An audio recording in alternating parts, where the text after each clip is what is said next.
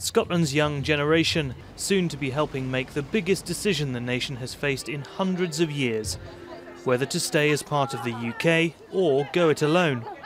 I was going to vote no for independence, because I think everything's fine as it is. If they didn't do it years ago, why just suddenly do it now? If Scotland would be better staying part of the United Kingdom by the time the referendum came round, then I would happily vote no. But if I feel Scotland's going to have a better future being its own country and people voting yes, then I'm happy to vote yes. I'm going to be voting yes in a referendum, and I'd say mainly financially we're better off.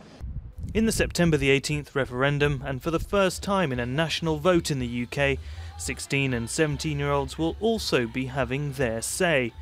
Schools and charities have joined the push to make sure they're registered on the electoral roll and informed about the issues.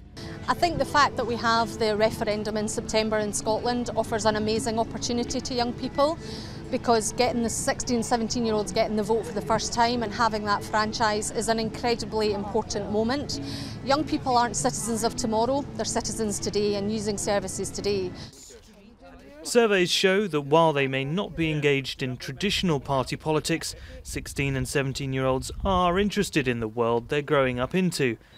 But as a generation weaned on the internet and social media, their horizons are broader than their parents', and as a result, analysts suggest, are more likely to vote no to independence.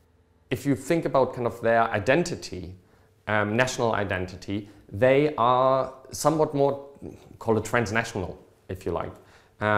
So what we find is that they're not less Scottish in their national identity. So it's only about 10% that say I'm more British than Scottish. But they're also less likely to favour their Scottish identity over their British identity. Identity, the economy, the environment, education, all key issues for Scotland's 16 and 17-year-olds. And while they make up just 3% of the nation's 4 million voters, theirs is the generation that will shape Scotland's future, whether part of the United Kingdom or not.